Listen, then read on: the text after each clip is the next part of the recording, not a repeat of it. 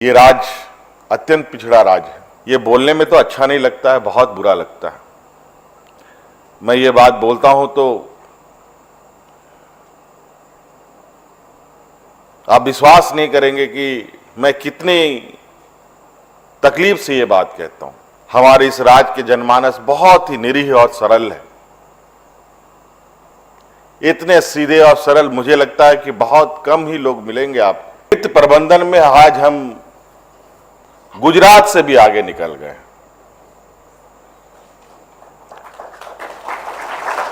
बल्कि देश के चौथे पांचवें राज्यों में से एक हमारा राज्य, जहां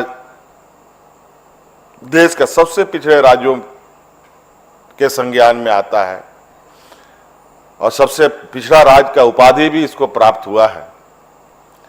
ये बोलने में तो अच्छा नहीं लगता है, बहुत बुरा लगता है। मैं ये बात बोलता हूं तो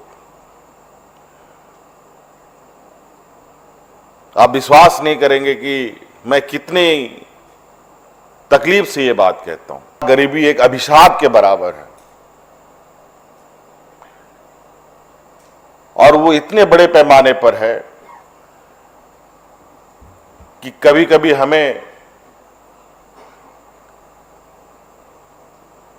उन गरीबों के प्रति अपनी सरकार की संवेदनाएं, अगर सरकार ना हो तो शायद ये गरीब बच भी ना पाए। राज बनने के बाद तो पहली बार जेपीएससी की नियमावली बनी। कई ऐसे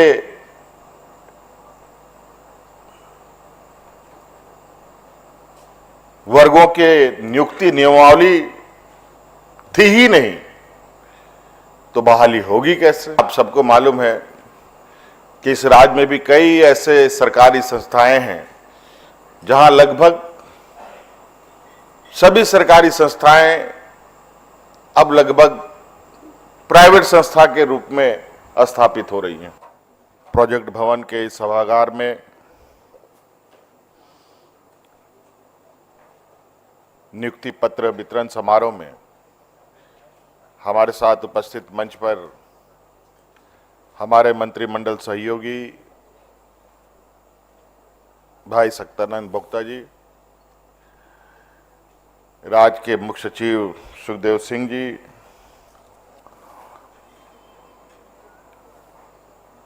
हमारे प्रधान सचिव बंदना दादेल जी, सचिव विनय चौबे जी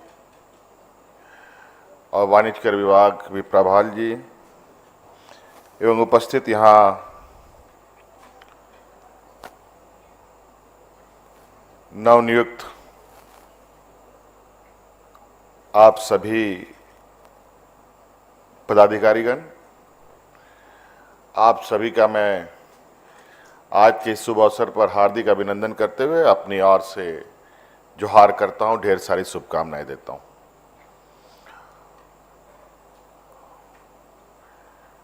आज इस नियुक्ति पत्र वितरण में दो विभागों की एक अहम भूमिका है, एक नगर विकास विभाग और एक वाणिज्य कर विभाग। दोनों विभागों में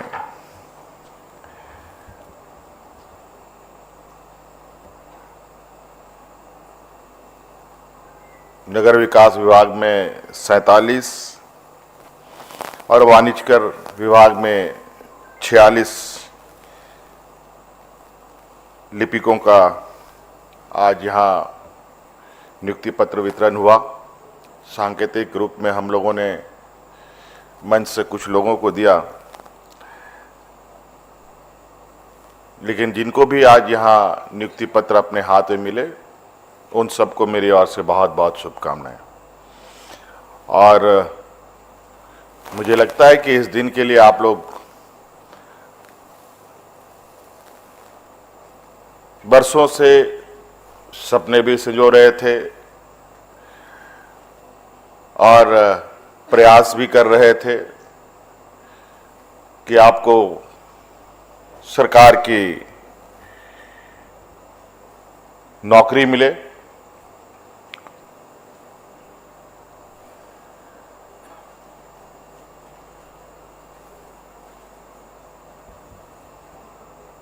कई तरीके के कार्य होते हैं। व्यक्तिगत कार्य में अपनी भूमिका, प्राइवेट जगहों पर कार्य करते हुए अपनी भूमिका, सरकार के अभिन्न अंग के रूप में काम करने की अपनी भूमिका,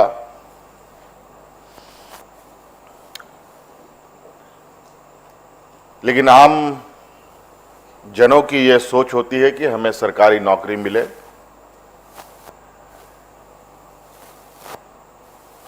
और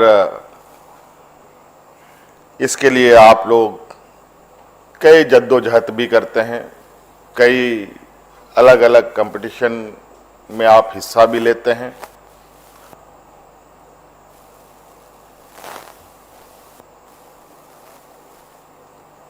कहाँ आपका किस्मत जगेगा ये आपको भी नहीं पता, लेकिन आप जरूर सरकारी नियुक्तियों में अपना किस्मत आजमाने का प्रयास करते हैं।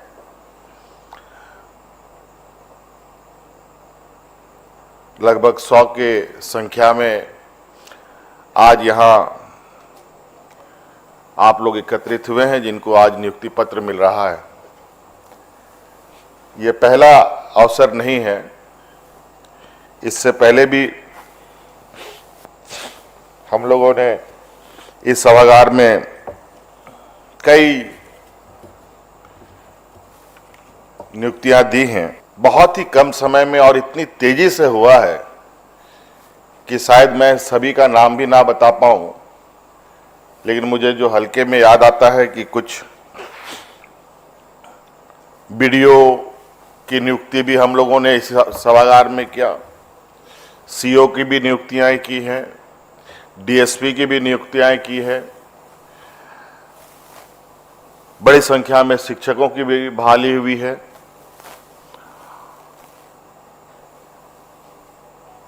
पहली बार राज्य में कृषि पदाधिकारियों की भी नियुक्ति हम लोगों ने किया है।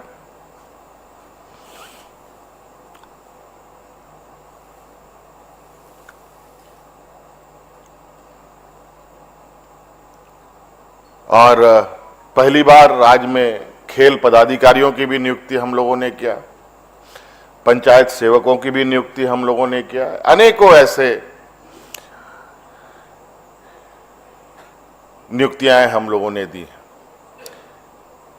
कई समूह तो इतना अधिक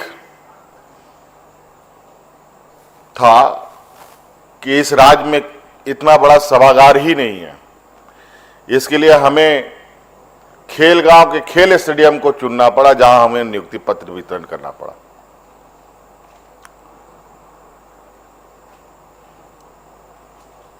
आप सबको मालूम है, जब हम लोगों ने सरकार का कार्यभार संभाला तो सबसे पहले हम लोगों का सामना कोरोना से हुआ। उससे निकलेंगे कि नहीं निकलेंगे ये कहना बड़ा मुश्किल था। 2-2.5 साल उसी में हम लोग उथल पुथल करते रहे।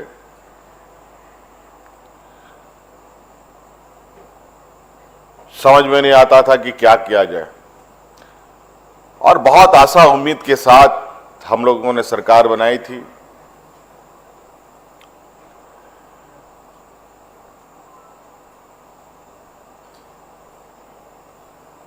और जो इस राज्य को आवश्यकता थी राज बनने के बाद से ही, कहीं ना कहीं ये चीजें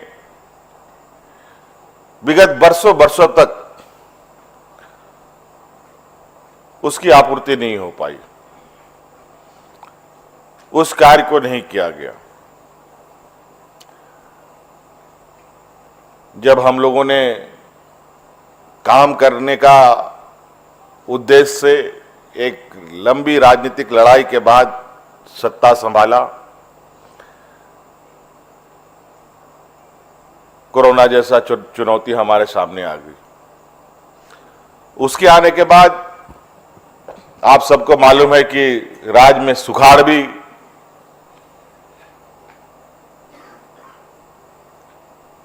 के चपेट में भी ये राज्य आया। तो एक के बाद एक चुनौती, और झारखंड जैसे जहां कई मायनों में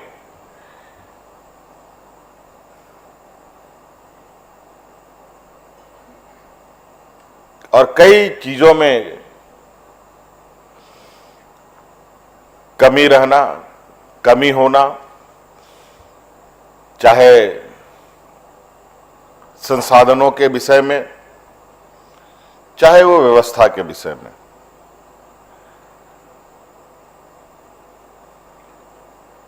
मुझे लगता है राज बनने के बाद तो पहली बार जेपीएससी की नियमावली बनी। कई ऐसे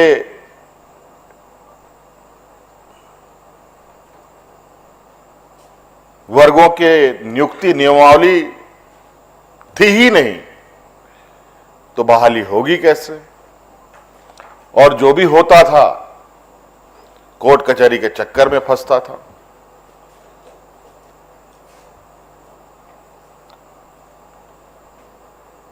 और हमारा बिल्कुल स्पष्ट उद्देश्य था कि सर्वप्रथम हमारे इस राज्य के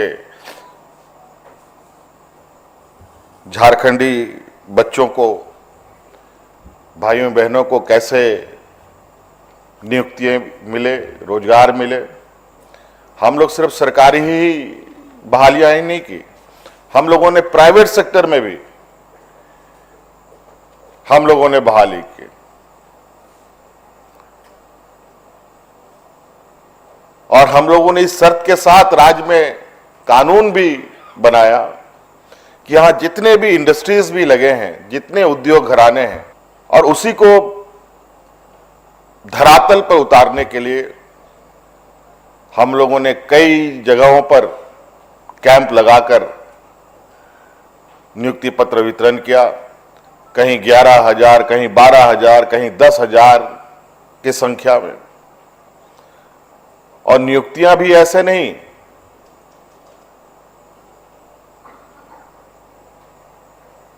कि बहुत बुरे खस्ता हाल में लोगों को हम लोग चयनित कर रहे हों, बल्कि कोई एलएनटी में जा रहा है, कोई टाटा में जा रहा है, कोई इंफोसिस में जा रहा है। इस तरीके की कंपनियों में निश्चित रूप से ये मन को सुकून देने वाली एक कहा जा सकता है कि कार्यक्रम और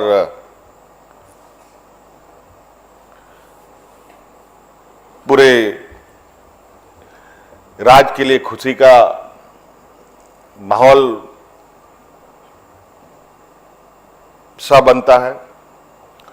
कई लोग, और आज के दिन में आप सबको मालूम है कि इस राज्य में भी कई ऐसे सरकारी संस्थाएं हैं जहां लगभग सभी सरकारी संस्थाएं अब लगभग प्राइवेट संस्था के रूप में स्थापित हो रही हैं।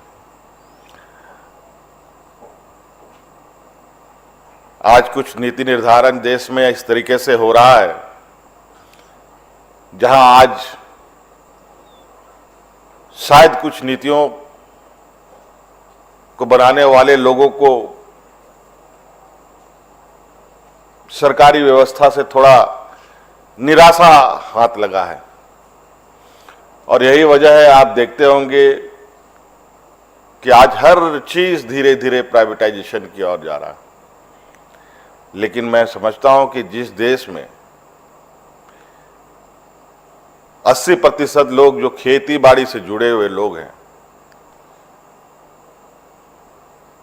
उनके बारे में कौन सोचेगा? और हमारा राज्य जहां देश का सबसे पिछड़े राज्यों के संज्ञान में आता है और सबसे पिछड़ा राज्य का उपाधि भी इसको प्राप्त हुआ है, ये बोलने में तो अच्छा नहीं लगता है, बहुत बुरा लगता है। मैं ये बात बोलता हूं तो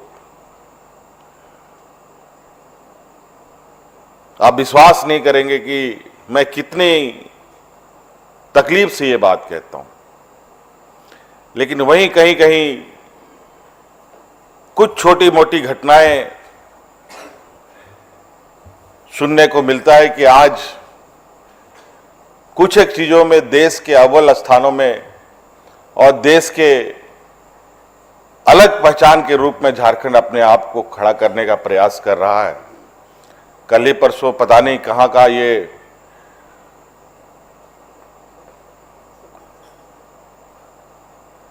कोई सर्वे था,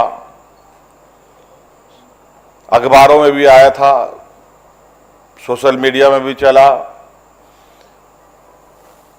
कि वित्त प्रबंधन में आज हम गुजरात से भी आगे निकल गए।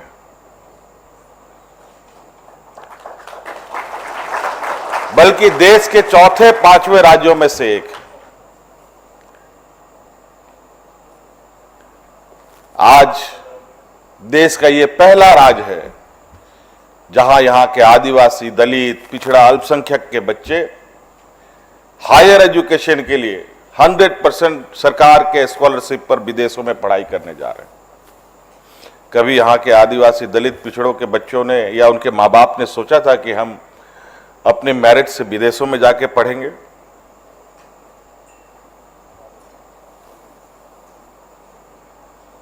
यदा कदा हाथ में गिनती वाले लोग ही आपको मिलेंगे। लेकिन विगत हम लोगों के कार्यकाल के दौरान अब तक 50 बच्चों को हम लोगों ने विदेशों में पढ़ने के लिए भेजा और आज कई लोगों को वहीं नौकरियां मिल गई, कई लोग वापस आकर के देश और राज्य की सेवा में।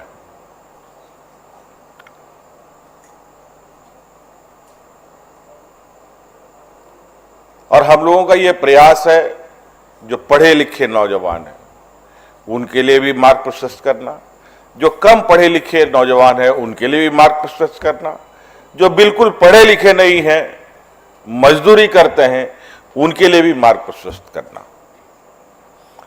इसीलिए हम लोगों ने कई योजनाएं भी बनाई हैं जहां से लोग अपने स्वरोजगार के माध्यम से अपने पैरों पर खड़ा हो सकते हैं। अब ये बात हो रही थी ये नियुक्तियां वितरण होगा कहां? शायद 700-800 लोगों, 1000 लोगों का संख्या के लगभग है उनका।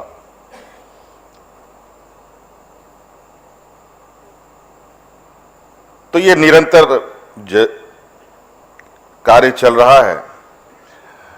नगर विकास विभाग में भी मुझे जो बताया गया शायद पहली बार यहां नियुक्ति हो रही है।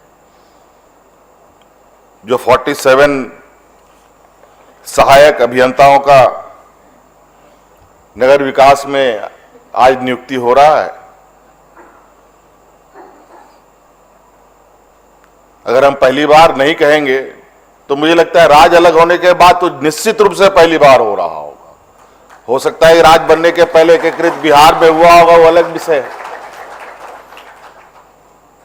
मुख्य सचिव जी ने बहुत स्पष्ट रूप में आपको बताया हम किस तरीके से उलझनों से जूझते जूझते आ रहे थे।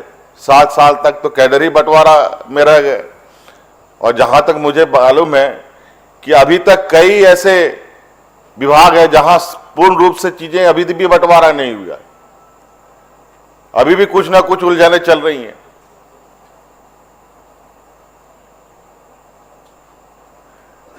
तो इसलिए आज आप लोग अब सरकार के अभिन्न अंग के रूप में काम करेंगे। बिल्कुल इस आशा और उम्मीद के साथ आप लोग आगे बढ़ें, क्योंकि आपकी भी बहुत बड़ी भूमिका है इस राज्य को देश के विकसित राज्यों में के पंक्ति में ले जाने का। आपके बगैर यह भी संभव नहीं है। और हमारी आपकी जो जिम्मेदारी है और सरकार की जो जिम्मेदारी है उसको आप बखूबी से निभाएं। हमारे इस राज्य के जनमानस बहुत ही निरीह और सरल है। इतने सीधे और सरल मुझे लगता है कि बहुत कम ही लोग मिलेंगे आपको। ये राज्य अत्यंत पिछड़ा राज्य है जहां गरीबी एक अभिशाप के बराबर है। वो इतने बड़े पैमाने पर है कि कभी कभी हमें उन गरीबों के प्रति अपनी सरकार की संवेदनाएं, अगर सरकार ना हो तो शायद ये गरीब बच भी ना पाए।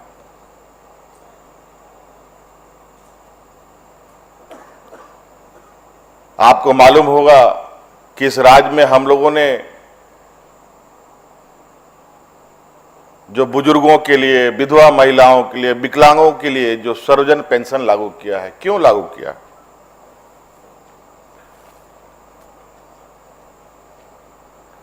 क्या सरकार के पास कोई नोट छापने की मशीन तो नहीं है? हमें क्यों लागू करना पड़ा?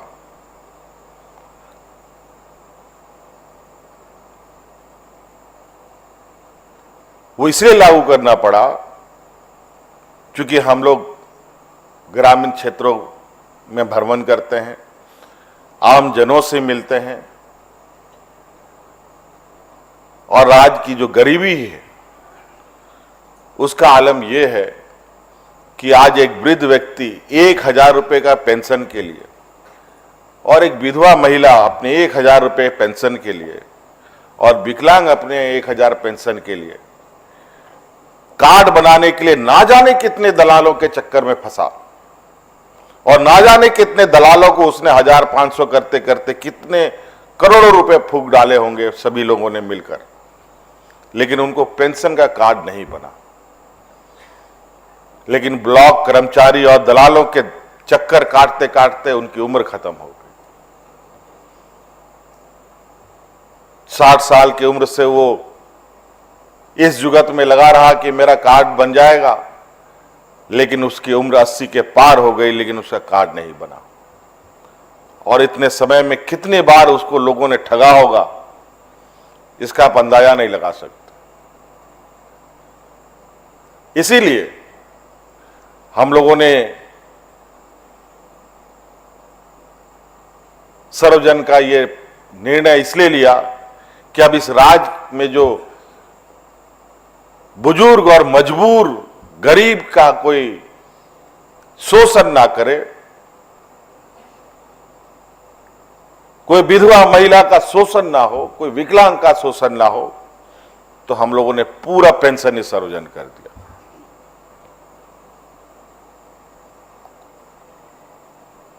सामाजिक सुरक्षा अगर समाज के अंदर में नहीं है तो स्वच्छ समाज और विकसित समाज की परिकल्पना करना बेईमानी है। इसी कड़ी में आप लोगों ने सुना होगा कि इस राज्य में या पूरे देश में कर्मचारियों का पुराना पेंशन का मांग बड़े लंबे समय से चला आ रहा था।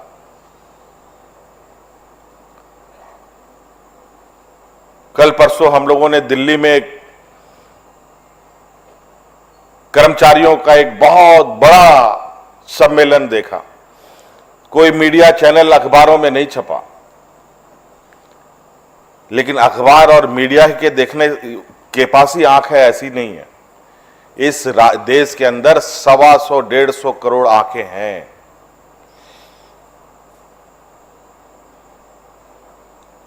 जिनके माध्यम से उन कर्मचारियों की आवाज देश के कोने कोने तक पहुंचा कि पुरानी पेंशन लागू की जाए। और हम लोगों ने तो सरकार बनने के बाद, मुझे लगता है देश में पहला ये राज्य है जहां अपने कर्मचारियों को पुराना पेंशन लागू करने का कानून और नियम भी बनाया।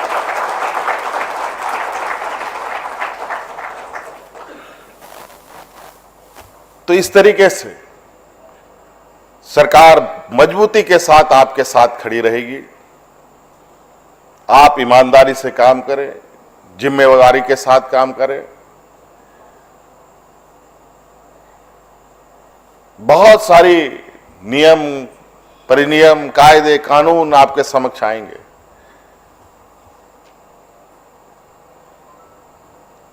लेकिन काम कैसे होना है, जनहित में हो, तो उसमें किसी भी तरीके का कोई हिचकिचाहट ना हो, ये मैं आप लोगों से आशा करता हूं। नहीं तो बहुत अच्छी बुरी खबरें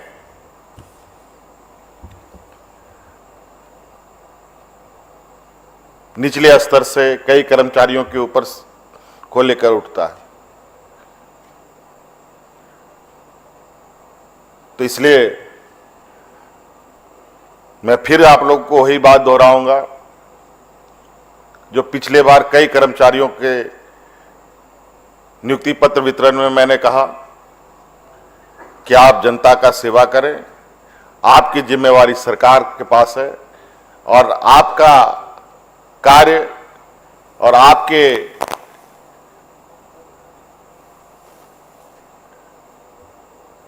कौशल कार्य के लिए भी सरकार निश्चित रूप से आपको सम्मानित करने का काम करेगी।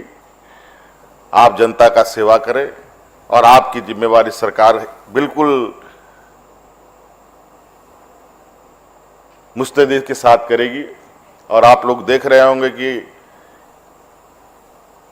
कर्मचारियों का भी प्रमोशन को लेकर निरंतर सरकार तेजी से काम कर रही है